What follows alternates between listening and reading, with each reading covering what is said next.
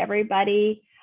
First, thank you so much for just taking time to join on a Saturday. And I want to say special thanks to Elaine and Uncle Ming and just their encouragement and this opportunity to share with you all. And I just think this ministry is such a blessing. I wish when I was in school, we had something like this to kind of help guide us. I think everybody is still trying to find their calling, even post college and onwards, that ministries like this, it's just such a blessing. And I'm so grateful for them and their guidance and wisdom. So a little bit about my background. It really is God's story when I was looking back. And I, actually updated these bullets from another perspective when I was going through these slides. And I encourage, it's something I'm learning. Recently, my husband and I, we were just talking about our backgrounds and life stories, and we were doing this exercise that I thought was so helpful. Our church had us do a life map in like PowerPoint version. I think Elaine has some version of this, but anyway, and we pinpointed where were the moments God was working and how we saw him working, whether it's through different people or different circumstances. And when I look back on my life, I can see that. And so when I revisited these bullets just about facts about my background, I went through and saw, okay, well, what was God doing through each of these aspects of my life? And that's something I encourage all of you to do.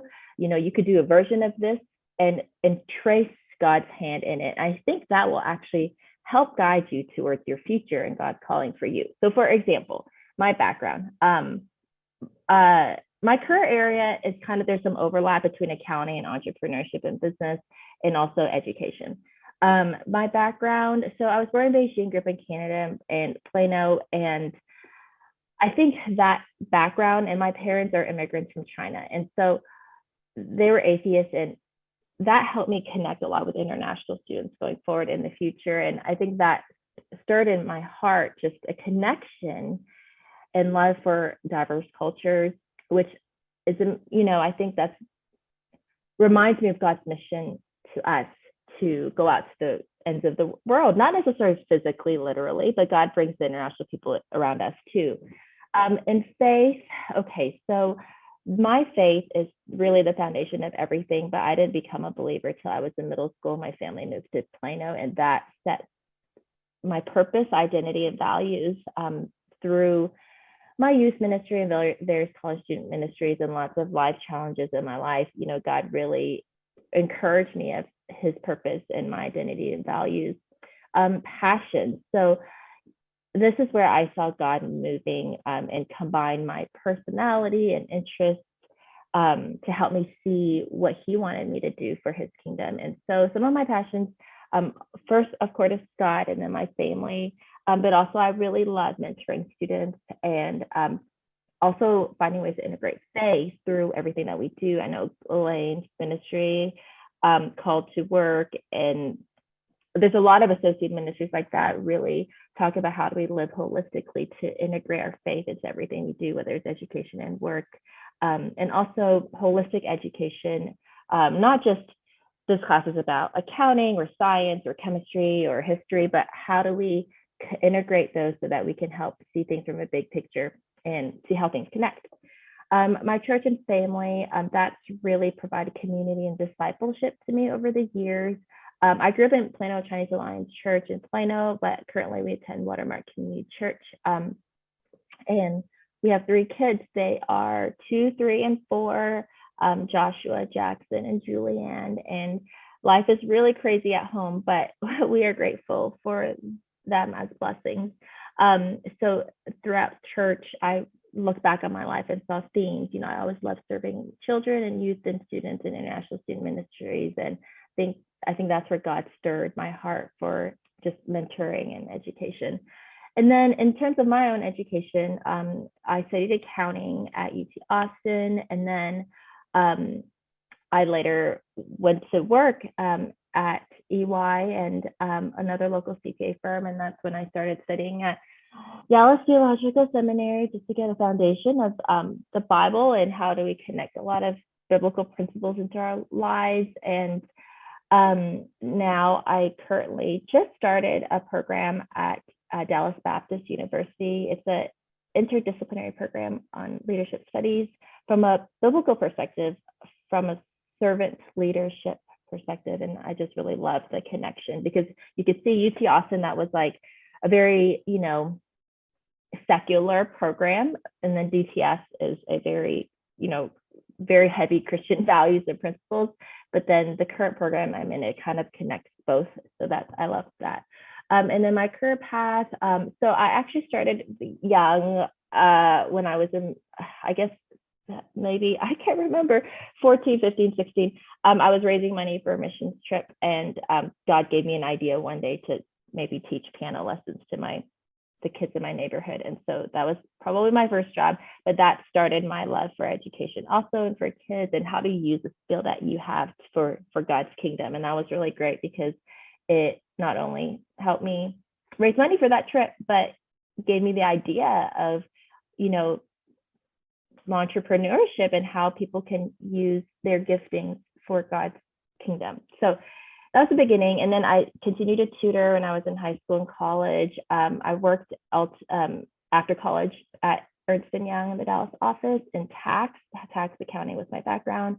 Then later worked at a local CPA firm, and where all of their clients were entrepreneurs. And I loved that. And there were some nonprofits too, including, just church ministries. And then I transitioned to UT Dallas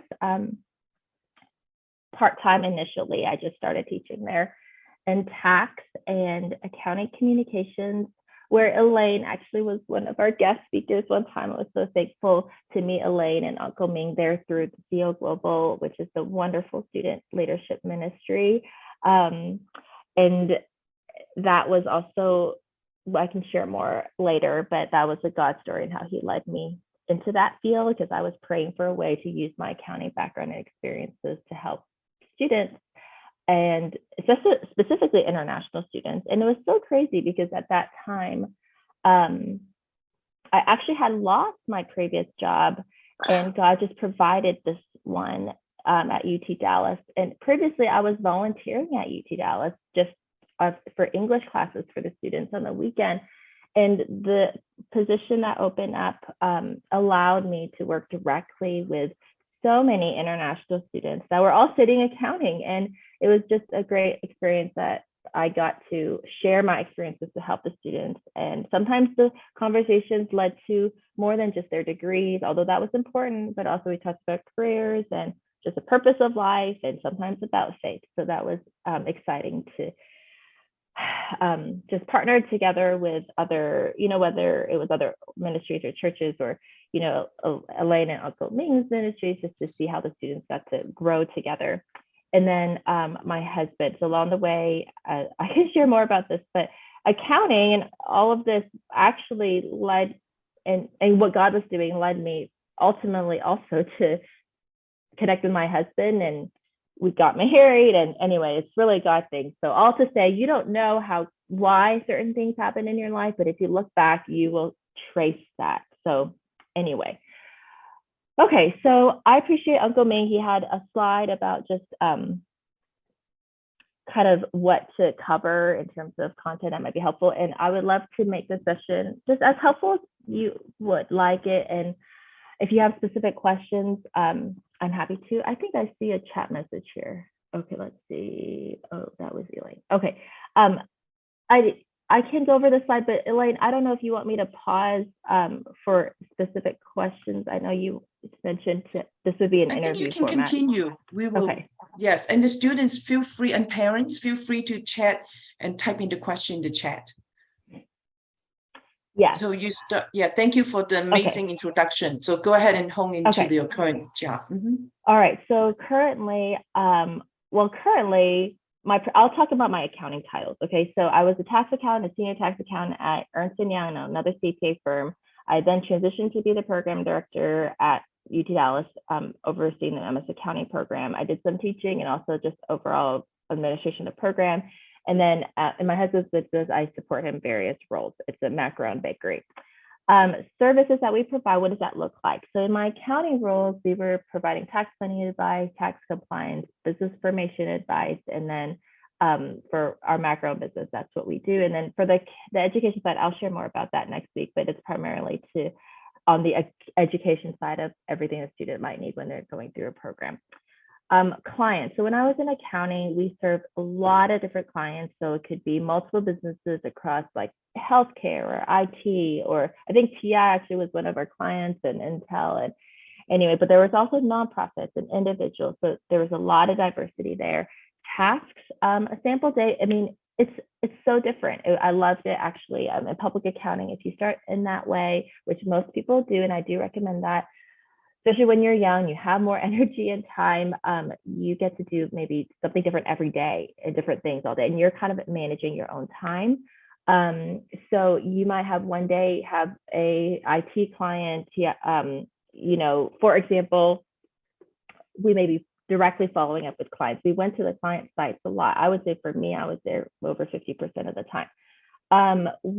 Sometimes they might have you participate in lunch and learns. You may join one, you may present one, or you may mentor others or interns. We did research. We researched tax law. We wrote memos. We prepared the tax returns. We used a lot of software. There was a lot of communication with our teams. And in our family business, mostly I do things related to what the customers might need, or the employees, or maybe just little things that come up, maybe researching vendors. And I love that just because everything's so different. And it contributes to a kind of bigger project. And then in terms of teams and environment, it was very team-based, everything that I've been on. So there may be some travel, but it's not necessarily out of town. Most of mine were in town, but there was one time I remember we went to California, and it was that TI merger with National. I'm sure Uncle Ming and Helen, you both know about. But anyway, that was cool. We actually got to interview some engineers, and it was about an R&D credit. But anyway, lots of different things. And we worked on local and global teams, and lots of calls and meetings. But you also work individually too. And it was pretty fast paced, and I like that about, you also had a lot of flexibility because you manage your different clients. The benefits and challenges, I would say in this field, practical skills that can benefit many organizations that could be used for GovTeam. So I really love that about accounting. I think whether you're just an individual person, or if you work on a team or a company or a nonprofit, these are skills that every single organization or your own family may need. And I just think that's so helpful and practical. And there's a lot of mission trips out there that you can go on now, where it's not your typical mission trips, but there's something called business as missions. But basically you may go out to Africa or some country and help work on, it's kind of like a social entrepreneurship program, but you may work on something on the accounting side or the financial side to help that village, the women in this particular village, be self-sustainable as they maybe sell some product that they created, or you help provide maybe resources to help that village, but on the financial side. But it's really doing missions through your work. So I love that about it. Number two, many resources and opportunities to grow. For example, if you start at a bigger public accounting firm, there are, and this is true for any big company, even if it's not accounting, getting to all of that training is pretty incredible. Number three, the diverse and global teams. I love that opportunity. You get to maybe be on a call with a team from Germany or Japan or China. Number four, the variety of tasks and challenges. I love that every day was different, and you got to manage kind of your projects that you were on. Maybe one day I was working on a nonprofit project, and then the next afternoon I was helping an individual family with their own return in their foundation. And then number five, I think there's a lot of flexibility in the future. You could do a lot of different things, whether it's a large company or a small company, or starting your own business, or, you decide, well, I want to work only part-time in the future. There's just so many options there. Okay, challenges. There are some. Okay, so the hours can be unpredictable. You may have heard of long hours in this industry, and that is true, but not for everywhere you go. And that's true for a lot of my points here. Tasks could seem repetitive and detail-oriented, which is true. But I think my encouragement for everybody is that at the entry-level position for any career field, it may seem like that. But if you look at the bigger picture of what is the value of the skill that you have and you can contribute, then down the road, you could actually be providing a lot of value. Like, for example, in tax, nobody really loves to prepare a tax return. That's true.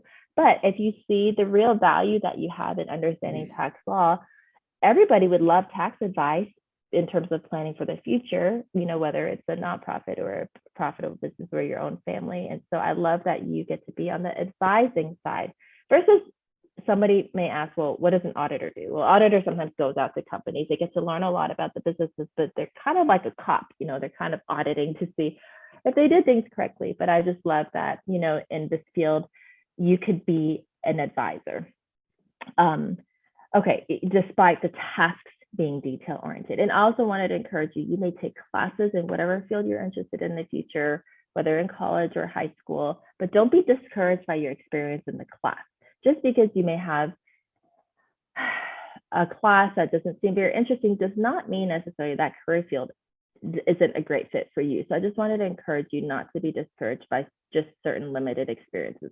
Do a lot of information interviews, which means contact people and alums or professionals or people at church in different phases of their careers and ask them, why did you pick this and switch to this, etc.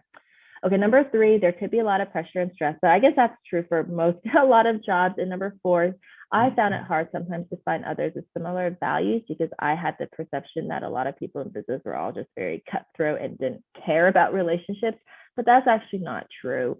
There's a lot of businesses and nonprofits with people who run them that really truly do have principles and values that I can share with, and they're using these skills for God's kingdom. So I think it just depends on your perspective and where you go. Real quick, career path. Sorry to interrupt. It's okay. Go ahead. Mary, so I'm very intrigued in probably a little bit of the detail about what you do while working with Texas Instrument merged national semiconductor case. So what kind of team is there, and what do you do, and how do you help the PI merge national semiconductor? Okay, so at a high level, what happened was in that merger, there were all these subsidiaries, right? Like there's a TI Germany subsidiary, and then there's a national Germany subsidiary. And so when they merged, every country kind of did things a little bit differently. And so from a US tax law perspective, there are different impacts in each country because the laws are different in each country. So this is very, very, my team that worked on it, they are like partner level, like senior manager, partner level and above, because this is really complicated stuff. So I just assisted them with whether it's, editing some parts of the research memos or researching the law. And we had a lot of calls with the other countries' teams. And so I may take notes or I may prepare some PowerPoint slides because they would have a slide deck for every country's merger and acquisition and talking about these are all the steps that happen in the transaction and these are all the consequences per each step. And so I like drew the org structure.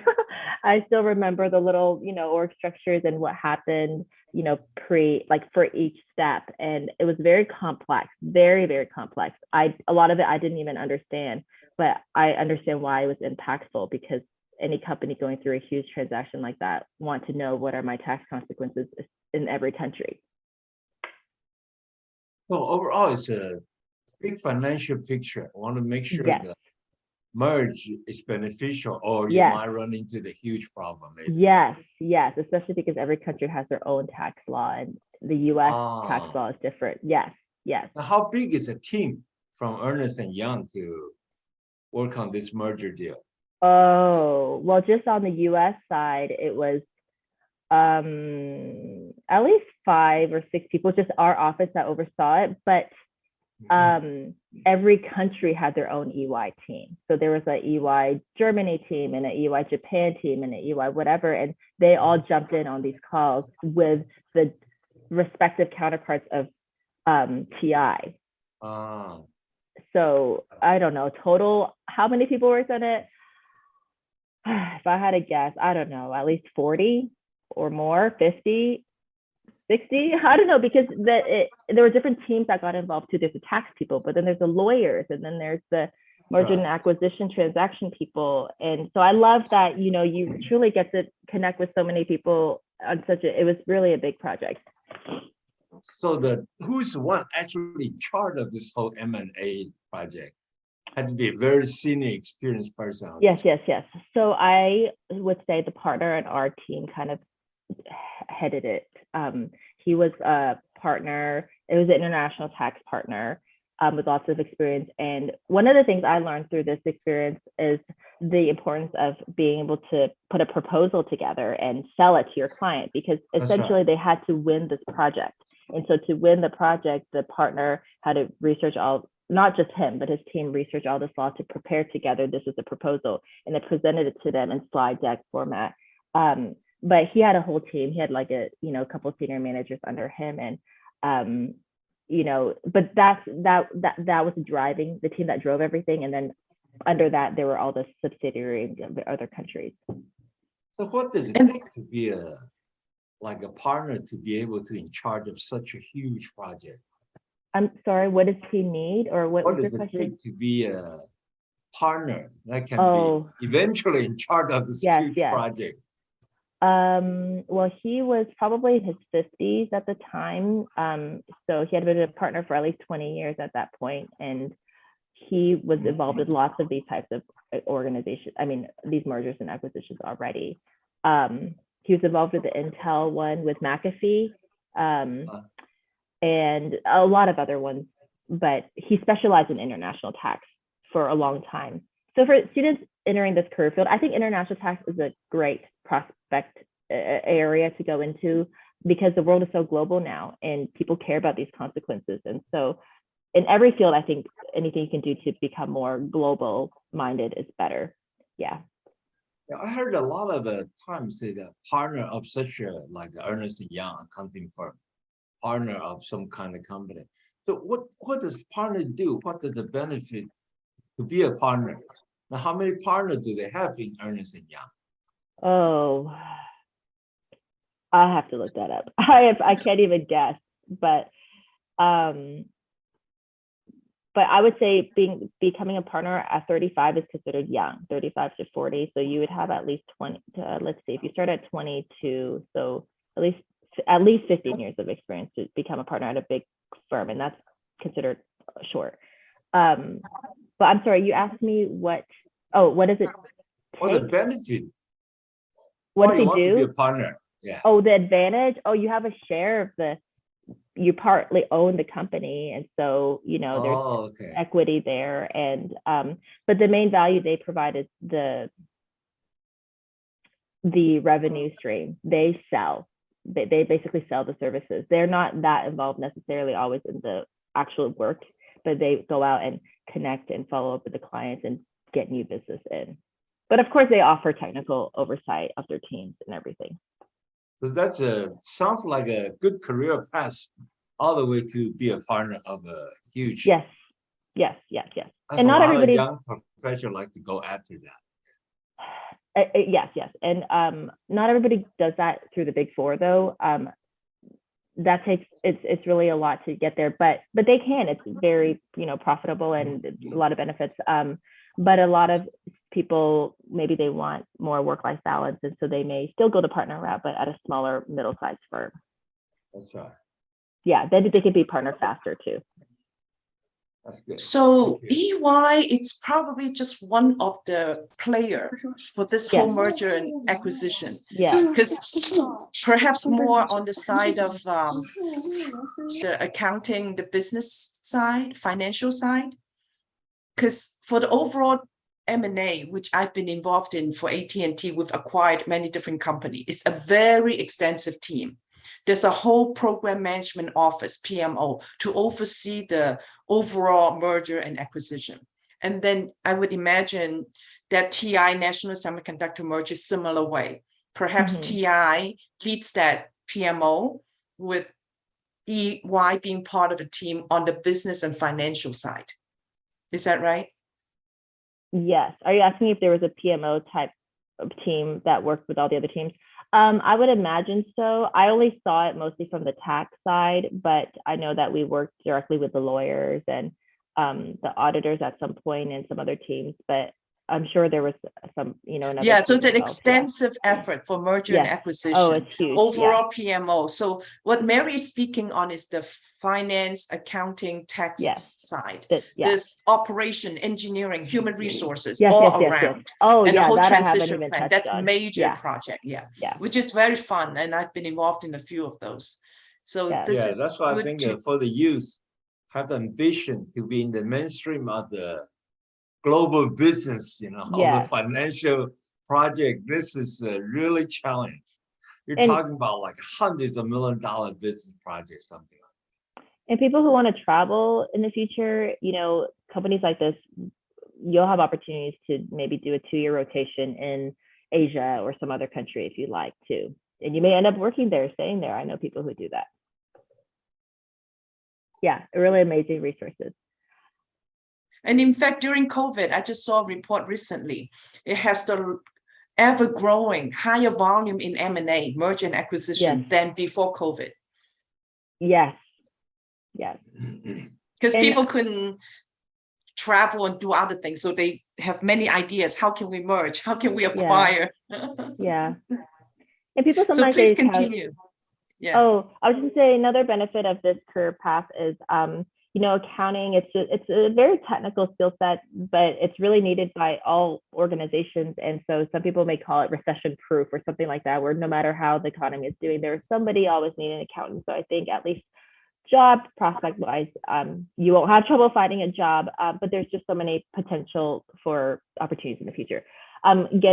Let's see, I'll just be real quick here. The career path, there's lots of ways you can go. What I described earlier was public accounting, which is where you have lots of clients. But if you want to work for just one client, like just Google or TI, you could work internally. And there's so many different roles within there you could kind of see here.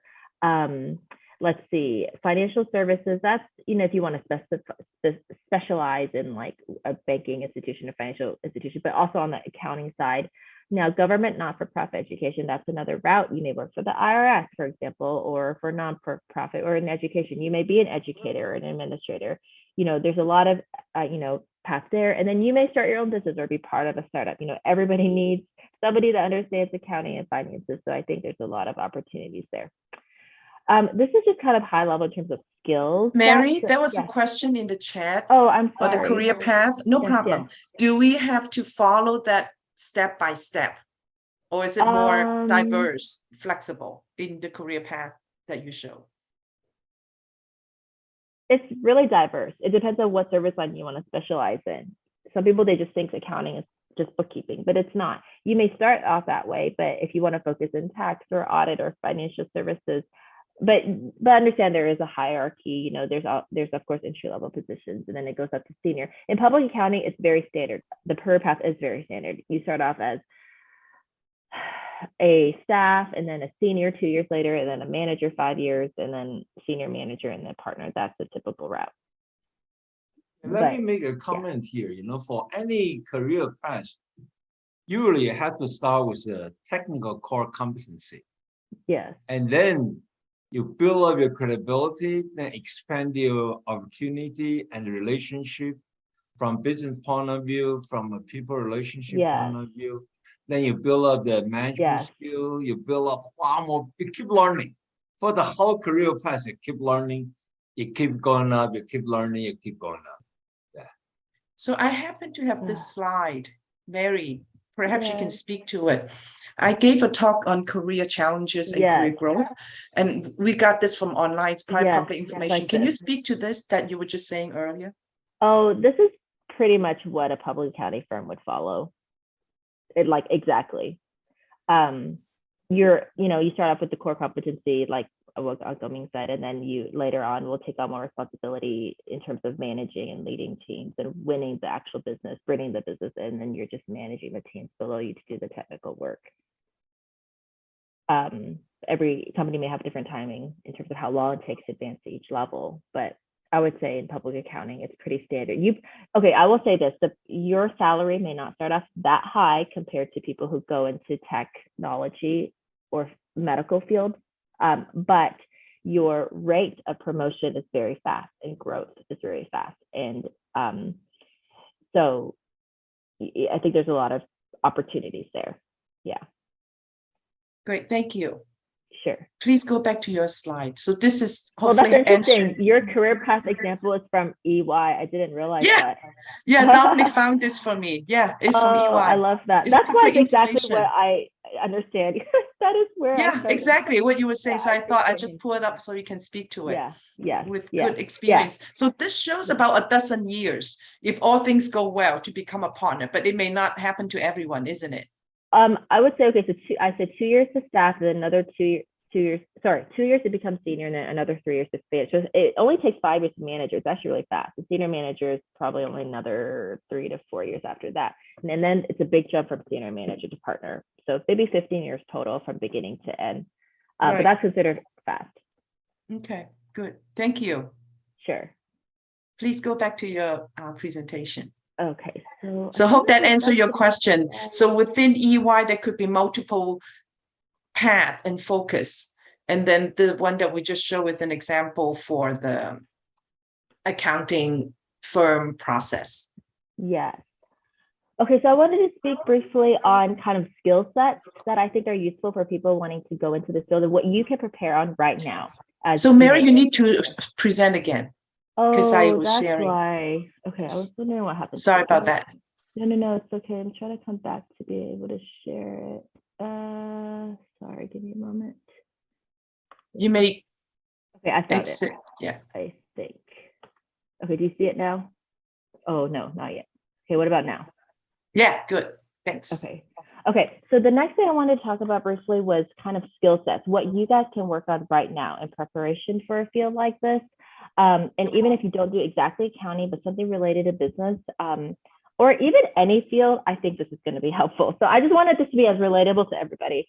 So, this is, I just pulled from a CNBC article from earlier this year about what are the transferable skills employers seek. And you can see very big 3 buckets: dependability, communication, problem solving. So you can see the first one is kind of character related. Communication is more people related. Problem solving is more like it is a competency, like a skill set that you need to have, but it's the basis for a lot of other things. They said, it's okay if you don't have a lot of technical skills, but if you have this mindset, we can train you. That's what the employers are saying. So I broke it down to accounting and business skill sets. And so one thing I encourage you guys is you can look at the skill sets and experiences you have now, even in high school and later in college, if you take on internships and volunteer with ministries, and then see if you can highlight these skill sets in your resume or in your interview.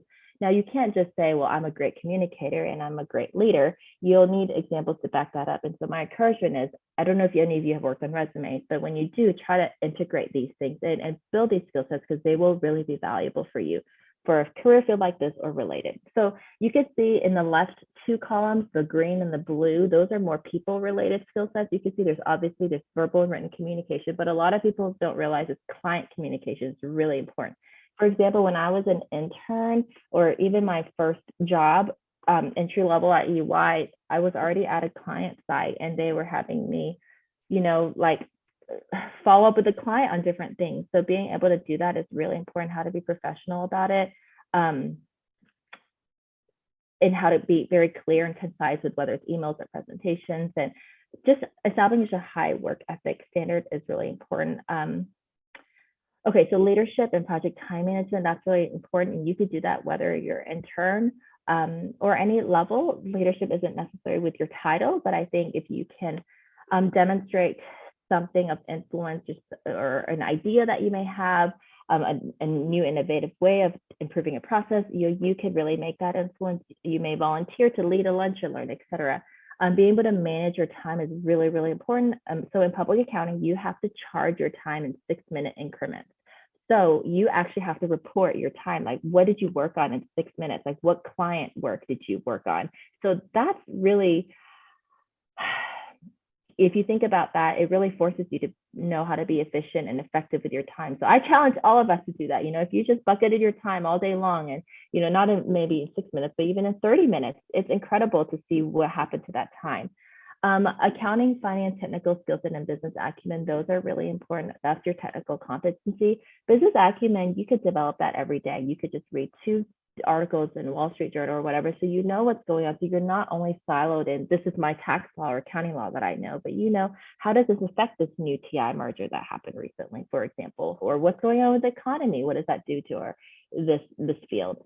The orange ones are more related to the technical skill sets like technology and software, Excel, spreadsheet modeling, data analytics. Those skills are really important to develop. If you have any classes like that, or there's a lot of videos now online you can learn about Excel, that's really important. And then last two, research and critical thinking, problem solving, that's going to be beneficial to you for every job. But even for this one in particular, for example, in my first entry-level position at EY, the tax partner I mentioned earlier, he gave me a project. He said, just research for me the Philippines, US tax law. I still remember, and research, just write this little memo for me. And I remember just as a staff position, I felt intimidated by the assignment, but I could see why it was valuable. And even at an entry-level position, regardless if you are that level or if you're a partner, the ability to not only research and understand the law that you're researching, but how do you apply it to the client's facts and how do you summarize it? Those are really useful. And you guys, you know, that can be applicable to any field you're in. Critical thinking, problem solving. Imagine a situation like this. You have to finish a tax return, but half the documents aren't there. So you have to know what's missing, what to ask for. And if those things are not there, what kind of assumptions do you have to make? So be able to think in a scenario where not all the answers are given. That's an important skill that will get you really far. This I just want to share briefly. So I came across this when I was studying recently in one of my classes in my current program about spiritual leadership, and it went one step further, and I thought this is helpful in terms of calling. So the Barnett group is a research study group, and they kind of define leadership as character, competence, and calling. And if you can see, that's what we're all working on, right? Character is who we are, your work ethic, the values, and you know, if you value people, that should dictate how you communicate, right? But then competence, those are kind of the technical skill sets that we're talking about, things that you can work on. How do you hone in on the communication skills or technical skills? And then calling, that's the element that is missing in everywhere else we go, unless you see it from a biblical perspective. So what is God doing? What does he want? And he can help you develop the character and competence skills far beyond than we could do. So very quickly, training self-assessment, I think would be helpful. You want your bachelor's and master's degree, ideally, at least in accounting. Professional licenses, CPA, is kind of like the big golden one that you want to have in this field. But if you want to get a CMA or CFA or CIA, those are other, you know, related ones that you can also get as well, depending on what area you want to focus in accounting. And of course, there's other certifications you can even get now, QuickBooks or whatever. So if you ever get started in your own business, you may be doing QuickBooks, and that's, you know, useful to know. Okay, self-assessment. So you can see here, this is an acronym. I know, Elaine, you love acronyms, and you probably already know this one. I came across it a few years ago. It's called SHAPE. So this can be helpful for all of you as you're discerning kind of what's a good fit for you. So look at what your spiritual gifts are, your heart, what are you passionate about, your aptitudes, your skill sets, your personality, and then your experience. And so I kind of just jotted down a few things here, and it's not comprehensive, but I think it'll be helpful as you kind of see, is this a career field that's a good fit for me? But I do think all spiritual gifts, you know, you can do this, and your passion. I think if you desire to understand financial skill sets and how can you use that for God's kingdom or to help others in a practical way, I think there's a lot of things you could do with this. Understanding, of course, business acumen and analytical and critical thinking skills are important. Personality, I think being people oriented in all jobs are important nowadays, but you know, I think being open-minded and relational, I think, of course, that helps, and detail-oriented, and then experience. So you don't have to have a lot of business experience to start at entry-level jobs, even if it's volunteering or customer service or any kind of training experience will be helpful. And then after that, you'll get all that experience you need. Okay, so Elaine, I appreciate your model. You and Uncle Me probably talked about this with the 5P model and the SWOT analysis. I'm talking fast because I know there's not a lot of time left. So maybe we could pause here. Okay. And continue next time, starting with your 5P and SWOT. Exactly time. Okay, yeah, we could do that. That would be great. Yeah, because then we should also allow the audience to ask any question if you want to go back to, because you got excellent sharing of both soft skill, hard skill needed in your personal experience. That's very powerful. So you want to go back to the training, and the SHAPE we know came from Pastor Rick Warren. I listen to him every day, from Purpose-Driven Life. So that I did also include in my sharing in the past as well. So this is very helpful. Good time for anyone who may have questions for Mary. And she'll come back and speak on her 5P SWOT and also how that relates to the higher education and what she's doing now. So we'll pause on accounting, on business, tax. So anyone interested or has question for Mary, please ask, or Ming, if you want to chime in.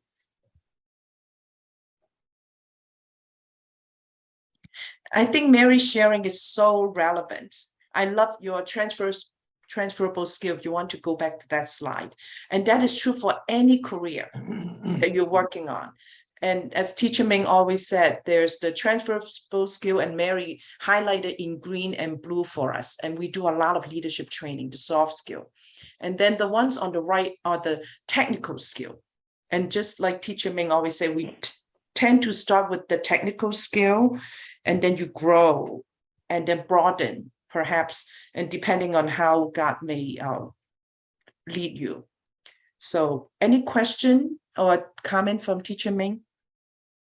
Yeah, I think, well, apparently you can see the Mary's one of those overachiever, okay? So like accomplish lots, and this is a very unique personality, Lara. And of course, it takes talent. But however, I think it's important for everybody to understand your whole life, your whole profession career is keep learning, keep learning. And God give everyone the supercomputer. You can never stop learning.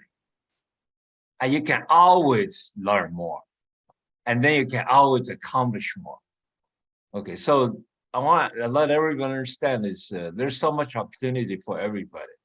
However, in the future, in order to be able to learn more and to focus on the right thing and to pick up the right path to move forward, you make that kind of decision every day. And then that takes so-called common sense. So what is a common sense? So far, I haven't been able to define yet, okay, but I just know when you go through your life experience and you're learning and you're dealing with people, you will find out some simple rule and simple foundation you must follow, okay, and to be able to, for you to build on it. So common sense is very important. So if you don't have a common sense, it's hard to find what to learn, how to focus, which one is beneficial for you. All this, you just have to do the, what we call the real-time analysis all the time. And for the manager to see the person has common sense or not, it's very easy to find out. Okay, this guy didn't have common sense. This guy have a common sense. So basically that takes a daily living, daily experience, daily exploring while you're very young. So don't ever just stay at home, don't do nothing, okay? And that's the worst thing can happen to you because you're not building up your common sense capability. So keep exploring, keep joining the different group, keep interfacing with people, keep learning. You can find out, oh, what can go wrong, what can go right. And pretty soon you'll find some rule, okay? I call that kind of like a common sense. I think this is my comment, yeah. I like to that's a hear very what good Elaine term. and Mary say about it. Yeah, I want to elaborate on that and love to hear from Mary. What Teacher Ming said about common sense, two terms came to my mind. First is so-called book smart. The other is so-called street smart. Those may be considered as common sense. And I so agree with Teacher Ming. We always growing and learning. I am in my old retirement and refinement age. I continue to learn. I take courses and attend workshops and learn. So book smart, street smart. So you continue to learn from books, growing your knowledge, and you continue to quote unquote gain your street smart by having wisdom to differentiate what's right and wrong. So ultimately it comes back to not just studying, reading, growing your knowledge, knowing all the intelligent quotient that you would grow and know how to solve problem. It's also the so-called street smart or wisdom, really from God's word. We know the fear of the Lord is the beginning of wisdom. And the wisdom tells you what is the right thing to do, what's the wrong thing to do. and also building those relationships that's trustworthy and it's respectful of each other. So collectively contribute to what teacher Ming said, common sense, because that's a big term, right? So Mary, please share your thoughts.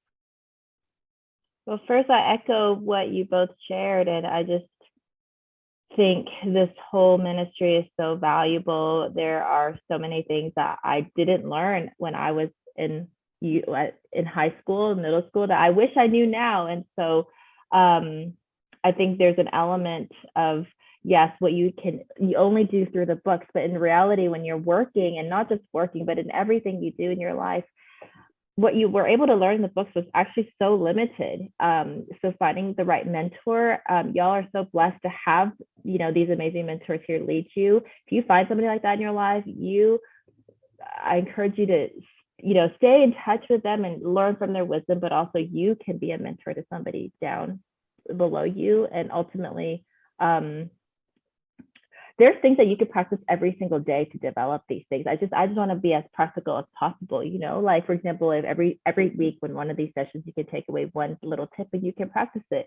I don't know, just for example, if you find something that you're interested in, possibly, like, for example, if yours is in healthcare, I know that our church Watermark has they have like a healthcare, like a clinic. They have their own ministry clinic where they have a lot of people in healthcare. You can go volunteer there. Or practice introducing yourself to 3 new people every day, or maybe you can write one thank you note, or an email or text, or to somebody who's impacted you along the way. These are the things that help you be more confident of reaching out to people, but with a purpose, but also to be grateful and to instill that with values, and it'll slowly develop in you these skill sets, because what they're talking about, you could develop by little habits. What do they say? Your thoughts, I'm sure you know this more, like your thoughts determine your words and actions and ultimately who you are. Yes. Anyway, I agree. And the last thing, I just encourage us to seek how God is working, and I'll share this more next week with my story, but I will say there's going to be a lot of downs, there's lows, there's ups, but there will be lows in your whole journey, and you'll feel frustrated. You might not know the calling, but when you see that this is how God directed me, you will have so much hope and encouragement. And so, for example, I never knew that accounting would ultimately lead me to education, which is what I'm passionate about too. And I still see it as a useful skill, and it would also lead me to the person I marry and kind of what we do in our life and my career in the future. I didn't know that, but I just want to encourage you guys, as you're discovering this calling, that God can do that. He will lead you, in practical ways, and use your passions and personality and interests to find that. But we don't know the answer yet. We don't know the direction. We don't know the future, but we just know that, God has led us to here today. How can we be faithful with the next step? So I love to share more in the next time, and I'm sure you'll hear more. Ask your future speakers these questions, and I'm sure Elaine and Teacher Ming have their own amazing stories to share about God's work in their lives.